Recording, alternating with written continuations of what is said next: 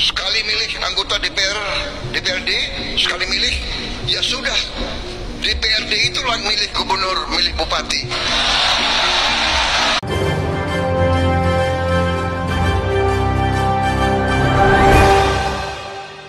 Assalamualaikum warahmatullahi wabarakatuh.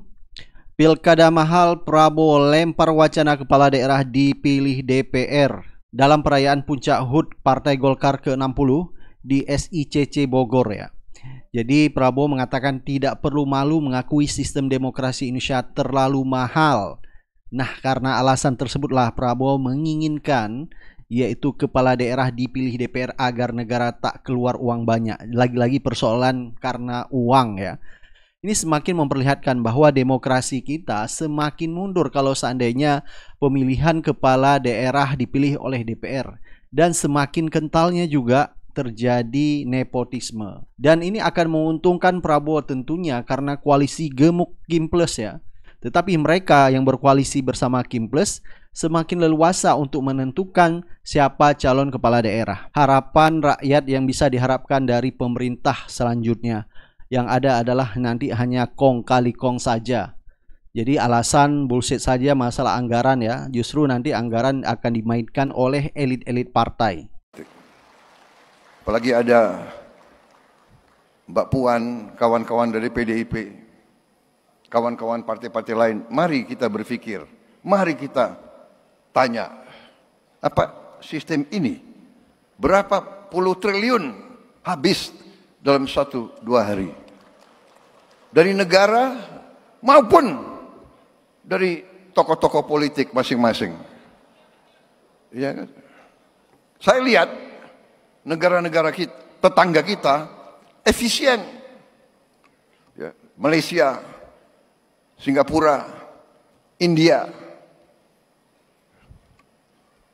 Sekali milih anggota DPRD, sekali milih, ya sudah, DPRD itulah milik gubernur, milik bupati.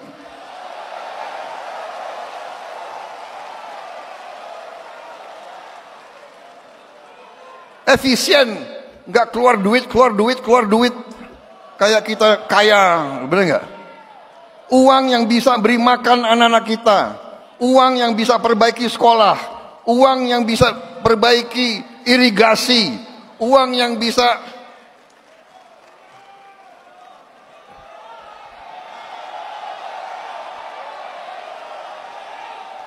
ini sebetulnya begitu banyak ketua umum partai di sini, sebenarnya kita bisa putuskan malam hari ini juga. Gimana?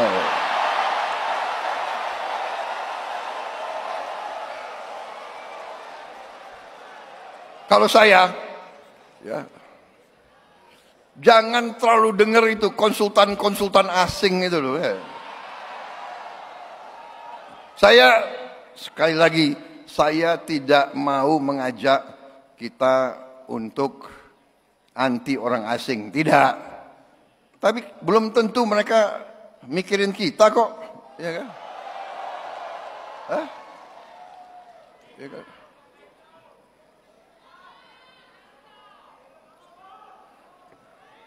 Kalian harus bikin demokrasi.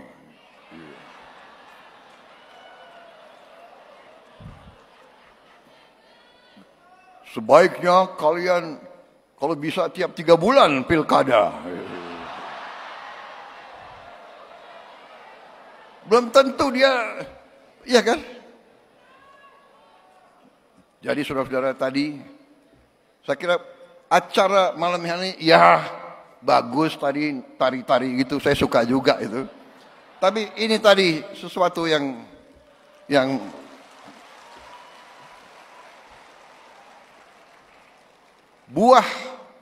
buah dari acara malam hari yang paling penting tadi, keberanian seorang ketua umum partai menyampaikan sesuatu yang menjadi pembicaraan semua partai.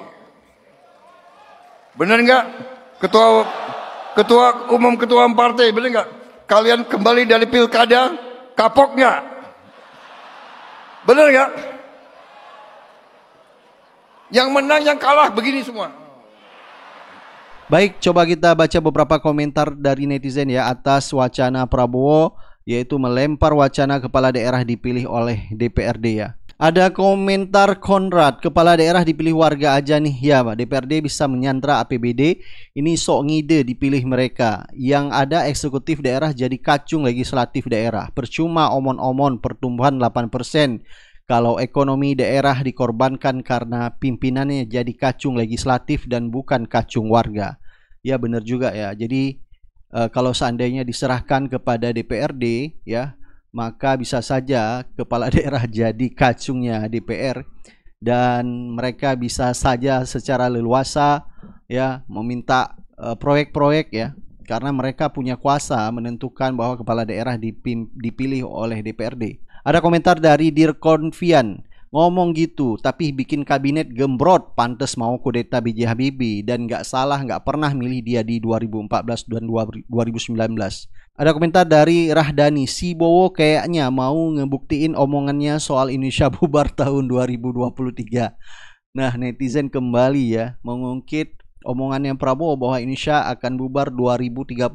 Nah, kalau seandainya mungkin pilkada langsung diserahkan kepada DPRD ya bisa saja akan terjadi Indonesia akan bubar ya, karena masyarakat sudah tidak dipercayakan lagi, jadi tidak bisa mengevaluasi kepala daerah yang justru tidak menepati janji-janjinya. Ada komentar dari CEO of Ghosting, yang mahal itu korupsi bukan demokrasi. Benar sekali ya, bukan demokrasi yang mahal ya, pilkada langsung itu hanya berlangsung 5 tahun sekali. Jadi wajar kalau misalnya anggaran begitu besar untuk menentukan ya dan memilih satu kepala daerah, kepala presiden ya, termasuk anggota DPR ya. Jadi tidak bisa menjadi sebuah alasan begitu besar sebuah anggaran. Justru yang perlu diberantas adalah korupsi. Justru korupsi ini yang benar-benar merugikan rakyat Indonesia, dan gara-gara korupsi ini ya rakyat semakin menderita. Ada komentar dari Elang Bintang, akhirnya kembali ke Orba, cuma memang bisa menghemat keuangan negara. Ada komentar Ayem Don, kalau memang pemerintahnya milih pembantunya efektif nggak gembrot kayak sekarang gitu, masih bisa orang bilang iya juga ya. Ya ngomong mulu tapi sendiri nggak jalanin caranya biar boros negara, bener kata makhluk ini. Ya, Prabowo ngomong masalah penghematan anggaran, mengetatkan anggaran ya, masalah pemilu langsung diserahkan ke DPRD supaya menghemat anggaran, tetapi di sisi lain di kabinetnya dia saja, yaitu kabinet sangat gemuk sekali, justru ini yang menghambur-hamburkan anggaran. Seharusnya ya kabinetnya dirampingkan saja, bukan masalah pemilu yang diserahkan kepada DPRD. Ada komentar dari Ridwan, berarti kursi DPRD akan mahal sekali dan berdarah-darah ini mah. Ada komentar dari Ganum, kalau DPR-nya bagus dan kompeten ya Pak. Ada komentar dari Muhammad Ridwan, lebih mahal mana dibandingkan gaji dan tunjangan lembaga legislatif, lembaga yudikatif, dan lembaga eksekutif.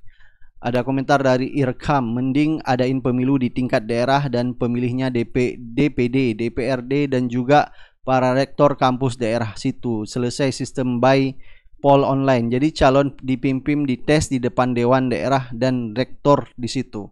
Nah, orang-orang yang SDM rendah kemungkinan tidak akan berani untuk mencalonkan diri menjadi kepala daerah ya, kalau seandainya dia harus dites di depan rektor ya. Ada komentar dari Casper, yang dirubah itu mekanisme pemilihan yang efektif dan murah tanpa membunuh demokrasi. Misalnya melalui pendekatan teknologi. Sudah beberapa kali juga BPPT dan lembaga independen melakukan sosialisasi di jenjang pemilihan kepala desa loh via e-voting. Ya, seharusnya ya e-voting ini, pemilihan secara elektronik ini ya langsung diadakan. Jadi, dan ini akan mengefisiensi anggaran begitu besar yang digelontorkan oleh KPU. Ya, sebenarnya ya sistem pemilihan secara e-voting atau secara elektronik ini justru akan menghemat anggaran begitu besar, tetapi ini sengaja tidak dilakukan. Lagi-lagi ya supaya bisa korupsi. Jadi selalu berdalih bahwa pemilu pilkada secara langsung akan membuang anggaran, padahal masih ada opsi lain supaya pemilu langsung ini bisa hemat anggaran dengan sistem e-voting ya atau sistem elektronik. Tetapi mereka tidak pernah ya mengajukan atau melakukan bagaimana sistem e-voting ini bisa berjalan di pemilu selanjutnya. Nah, inilah beberapa komentar dari netizen atas wacana Prabowo melempar pilkada langsung ya, sebaiknya dilakukan dipilih oleh DPRD. Sekali milih anggota DPRD, sekali milih, ya sudah, DPRD itulah milik gubernur, milik bupati.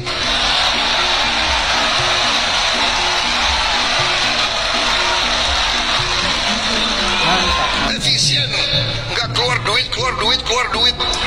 Kayak kita kaya, bener nggak?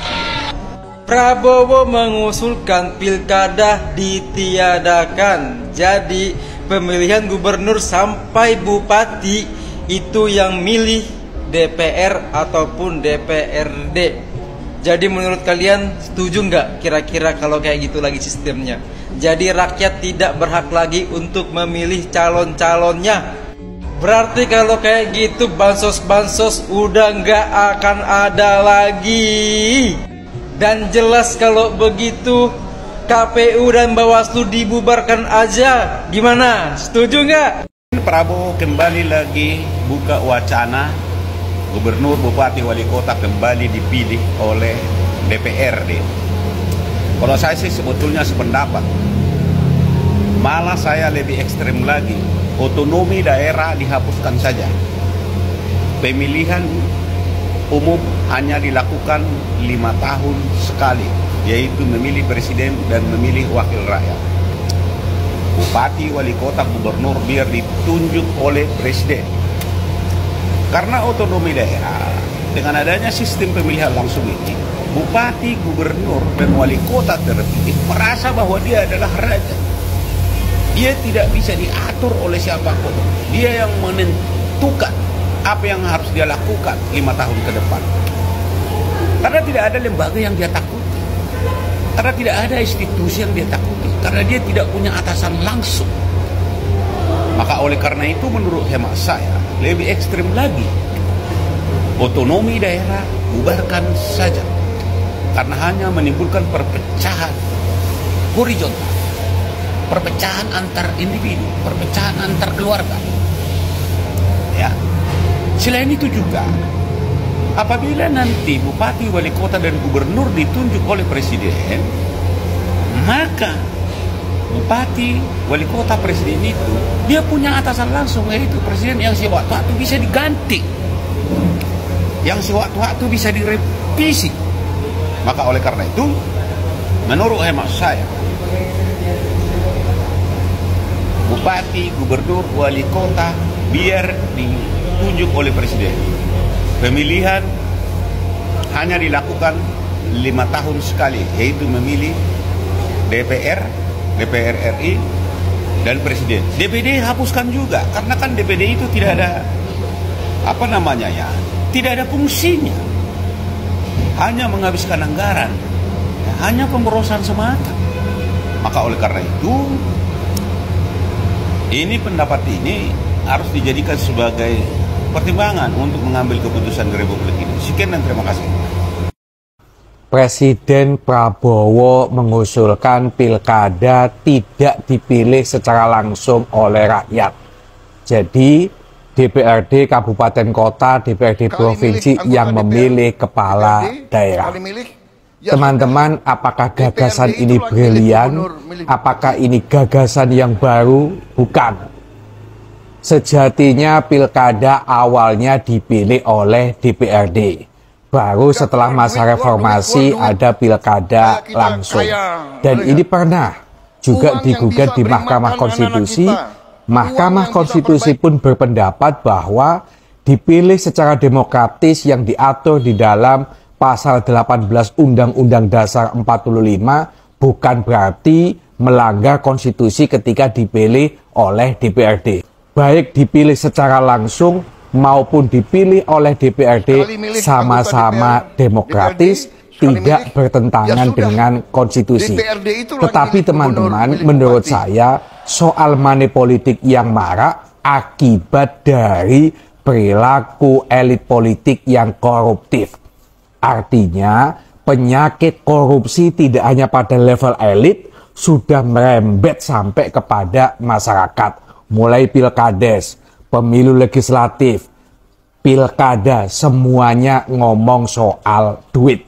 Dan ini yang menjadi keprihatinan bagi partai-partai politik. Menurut saya, partai politik, elit politik, semua harus introspeksi. Rusaknya perilaku money politik ini akibat kalian yang koruptif. Bayangkan, menjelang pilkada pun juga banyak calon-calon kepala daerah yang ditangkap oleh KPK.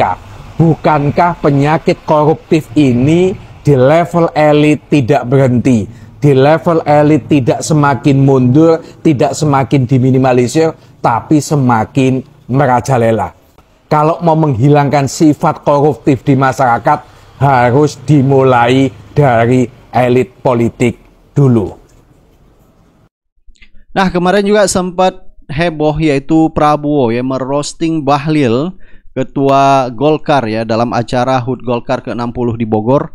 Nah, banyak netizen menganggap bahwa roasting yang dilakukan oleh Prabowo ini adalah sindiran halus maupun sarkas kepada Bahlil.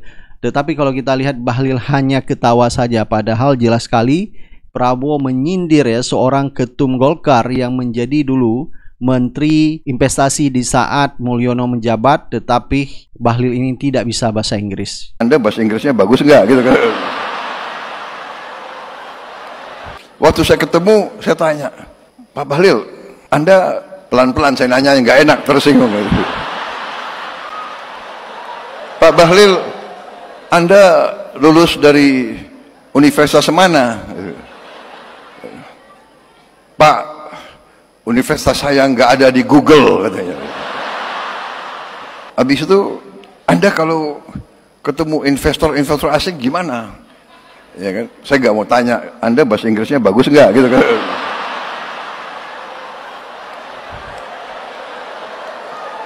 Nah, sampai akhirnya juga Rocky Gerung ya ikut mengomentarin, yaitu Prabowo merosting Bahlil ya. Coba kita lihat videonya.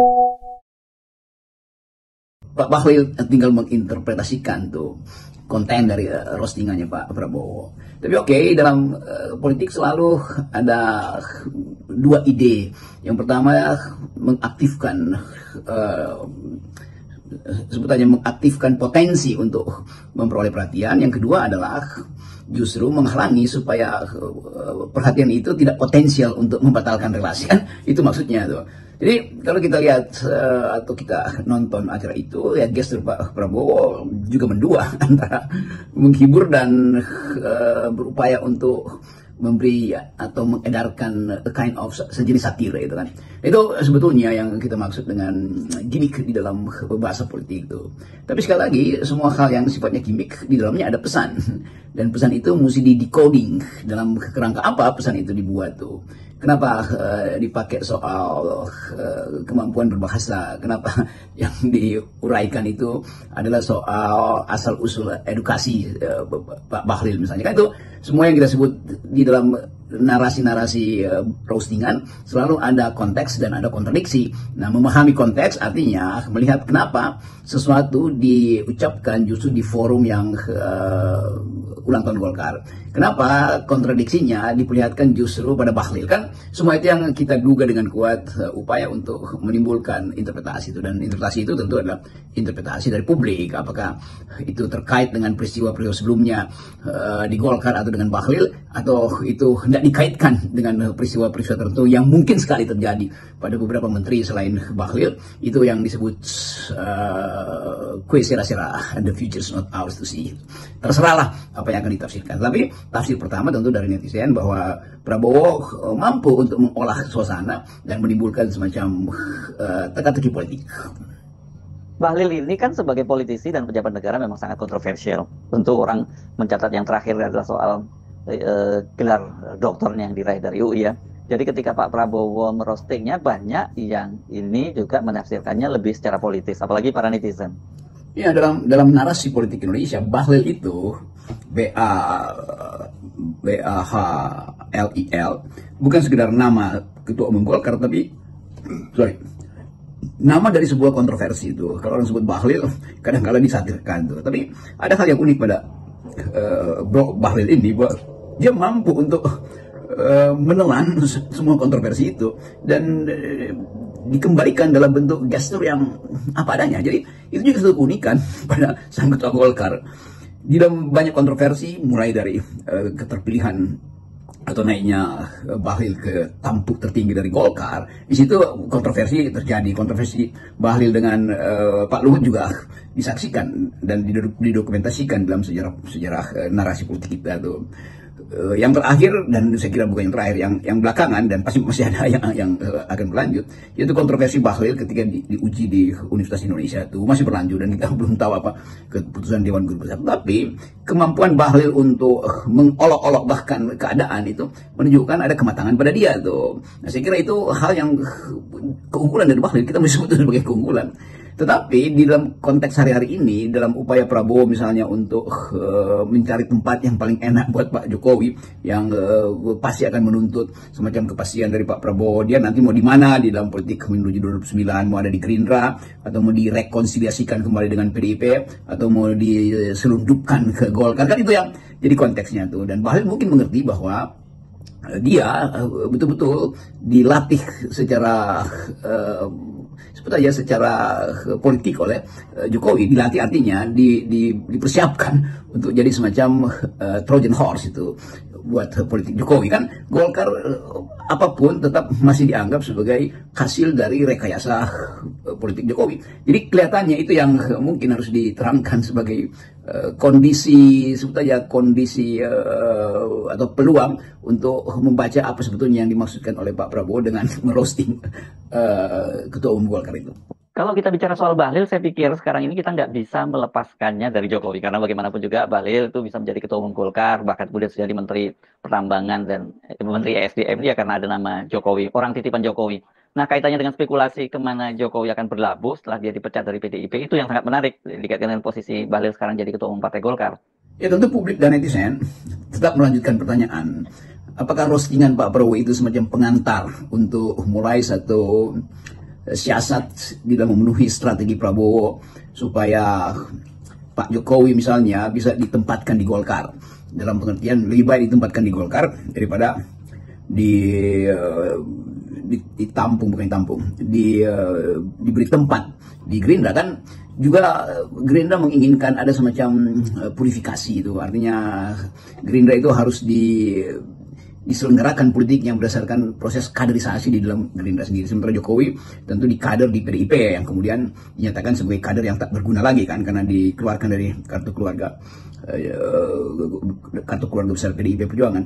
Jadi kita mulai melihat bagaimana Pak Prabowo mulai membaca, karena akan ada Munas Golkar, apa kira-kira yang harus diakali, sebut aja tanda petik, supaya Jokowi bisa diterima di Golkar dalam kapasitas yang signifikan. Tentu Golkar mungkin tidak mungkin tiba-tiba dalam Munaslup itu menjadikan Jokowi sebagai Ketua Umum Golkar. Itu agak susah dipahami kalau kita lihat komposisi elit Golkar hari-hari ini. Dan kemungkinan untuk menempatkan Pak Jokowi dalam status entah sebagai penasihat utama atau pembina, macam-macam posisinya. Tapi bagi Pak Jokowi, apapun dia menunggu, kira-kira Golkar itu akan beri jaminan apa pada Jokowi, bahwa Jokowi kalau masuk Golkar mesti ada kedudukan yang otoritatif, kan itu intinya kan nggak mungkin cuma dikasih kartu anggota pada orang semacam atau sekelas Pak Jokowi. Jadi konteksnya itu juga kita melihat semacam gimmick politik baru diuraikan oleh atau diucapkan atau dipamerkan oleh Pak Prabowo dengan cara ngeledek bukan Gibran, ngeledek Bahlil ya, maksudnya Gibran temannya Bahlil tuh, atau sebaliknya Bahlil temannya Gibran. Jadi buat ngeledek kecil tuh, dan politik memang harus dimulai juga dengan cara umpan-umpan kecil, kira-kira begitu tuh, sebelum ada tendangan lambung. Oke.